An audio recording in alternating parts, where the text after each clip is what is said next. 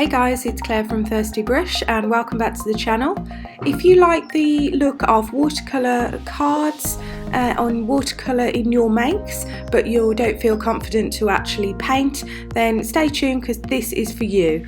We're going to be using this lovely foxglove stamp from the Thirsty Brush collection, and this one is Born Beautiful, and it's got coordinating dies as well for the large and the small foxglove. But first of all, we're going to make a kind of background, but that we're actually going to use for the stamp rather than the background of the card ourselves. So I'm using some watercolour pens. These are the Gossip pens, the watercolour ones from Tony Derrick at Stamps by Me. And I'm using a selection of 6 different ones in a kind of rainbow vibe. I've got a red, a pink, a yellow, a green, a blue and a purple. And I've just popped them on some acetate and I'm misting them with some water to make them run into each other. And I've got a pre-cut panel here, slightly smaller than my 5x7 card that I'm making, and I'm just going to pop that onto that sheet of acetate where I've put the pens and squidge it around and hopefully get a really loose background look. So there we go. I'm not going to waste any of that extra pen or ink there. I'm just going to use it and mop up any of the lighter spaces, and we've got a lovely looking card there to stamp onto. You could of course use this as a background for your cards, but I just fancied doing something slightly different today because as well some people say to me they struggle with colouring in their floral stamps with watercolours in terms of getting it to look quite realistic and how they want, so this is an alternative to that. So I've just dried it off so it's ready to stamp onto, and I'm going to use my stamping tool, the Eureka 101, and there we go, we've got all those lovely colours blending into each other. And pop it in my stamping tool, and I'm going to use the larger of the 2 foxglove stamps for this card, so that large one there.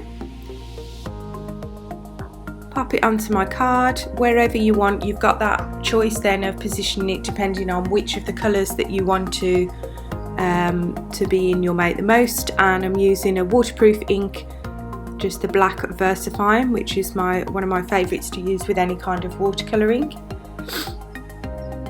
and just stamp that on. I'll go over it twice just to make sure it's completely black and a really crisp clear image.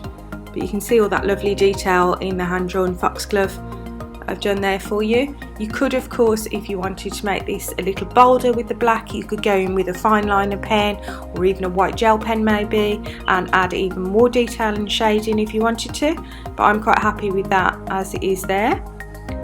And now we'll die cut that out and get it ready for our card.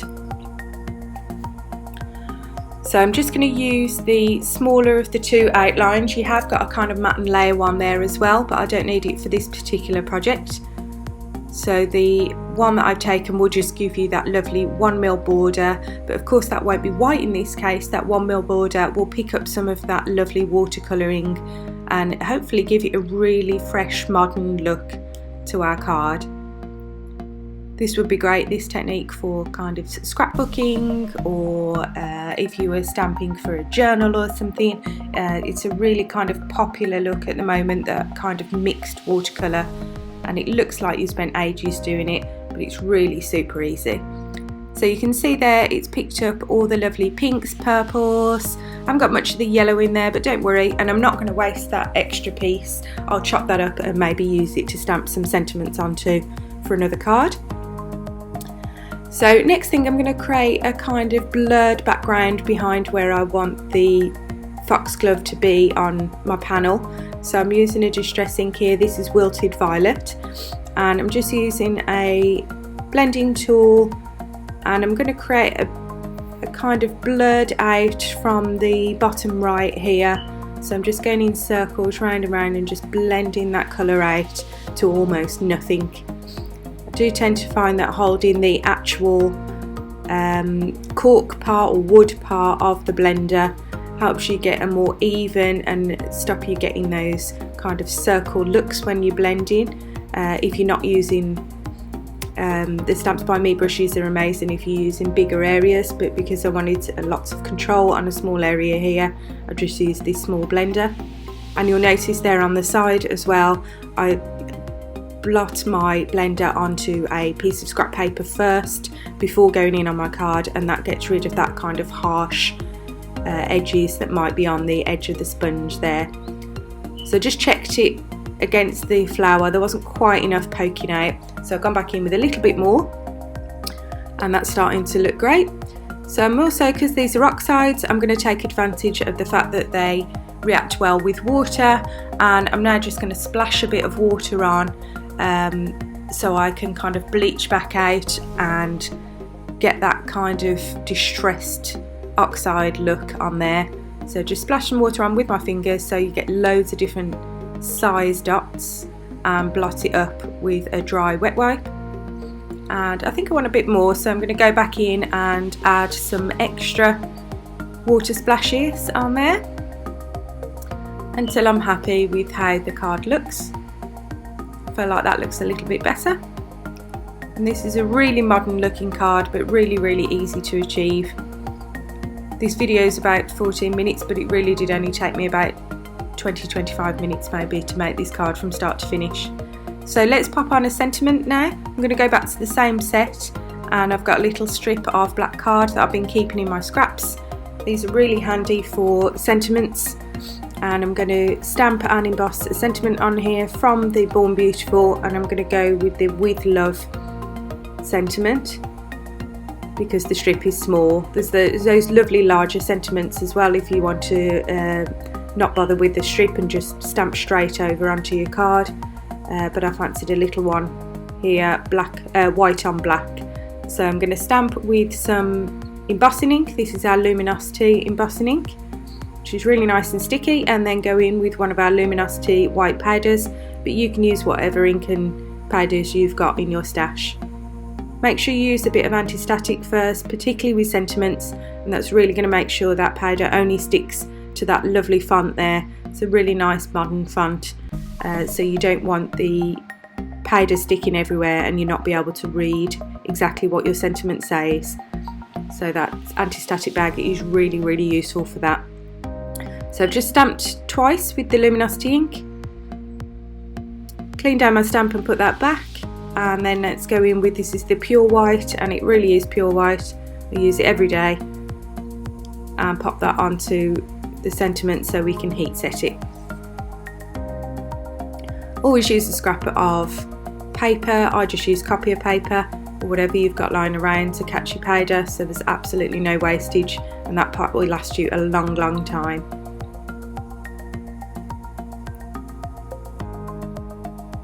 So just pop the excess back in, and let's get that heat set and on our card. If you like this video, do give it a thumbs up. It lets me know what type of videos you guys like, and then I can adapt then what I have planned then for your next videos. I've got loads more card making videos coming up later in the week, so do stay tuned for those and pop back. But if you press the bell underneath by the subscribe button, you will also get notified when I upload a new video, and it saves you coming back and checking. So there we go, I've heat set that. I'm just going to let it cool a second and brush away that anti-static powder, get that card looking lovely and black again, and then we can now pop it onto the card and decide whereabouts we want it in comparison to the flowers. So get all the bits of the card that we've done so far now and do the final piece of constructing.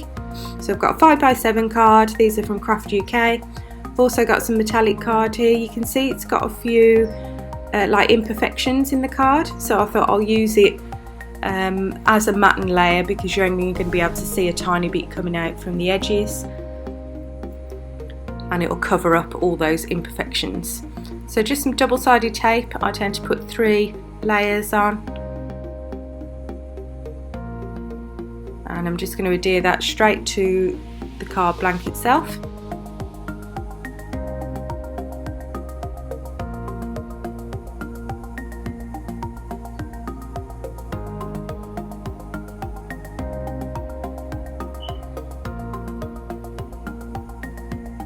If you watch Create and Craft as well, I will be back on this Sunday, which is, let me just check the date for you,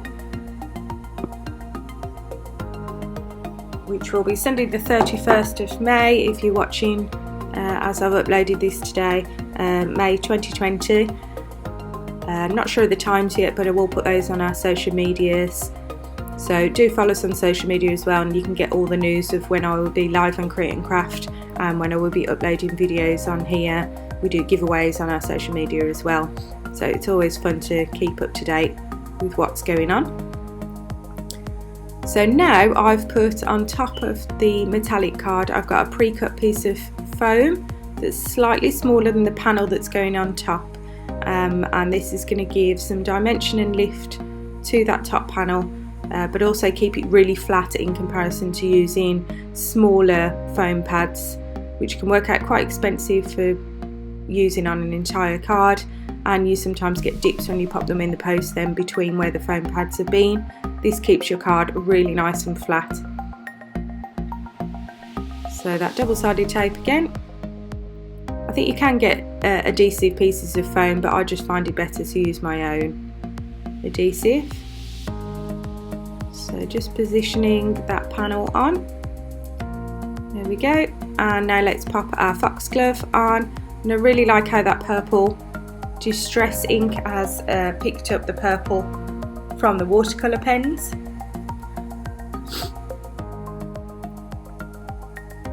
And just using some wet glue for this. I'm not raising it up at all, I'm just sticking it straight onto where I've put the Distress ink, and I'm using the pin flare glue. Just give that a press, make sure it's really stuck on, and then we can pop our sentiment on as well.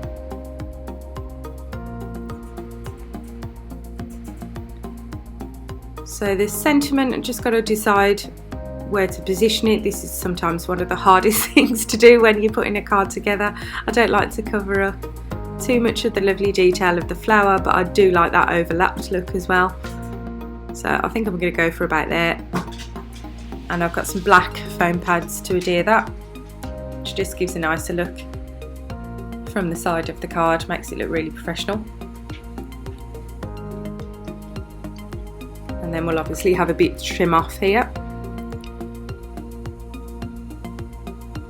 So just position that when you want, nice and straight, and then just trim off that little bit of excess there. Just grabbing my scissors. So I think as a final, I mean, you could leave it like that. I think a really nice clean and simple card like that is great. I am just going to add some sequins on there as well, just to give it a final little bit of bling. I do love adding a few sequins to it. So I've picked some pinks and some whites that go perfectly with the colour theme, and I'm adding 3 around my flower and 2 on the sentiment. I do always go with odd numbers, they always say, don't they, in nature, odd numbers works really well. So 3, 5, 7 to add onto your card, and make sure you vary the heights and the widths away from things. I've even put 1 on the flower itself there, just really mix that up. And there we go, it's a lovely card for you, and I hope you give that technique a try with the acetate and any watercolour pens that you've got, and I hope you enjoyed this tutorial. There are a couple more coming up at the end of the video here, so you can link to a playlist and other videos that I've done if you want to check out other techniques, and I will be back with you with another video hopefully tomorrow. Take care, see you next time.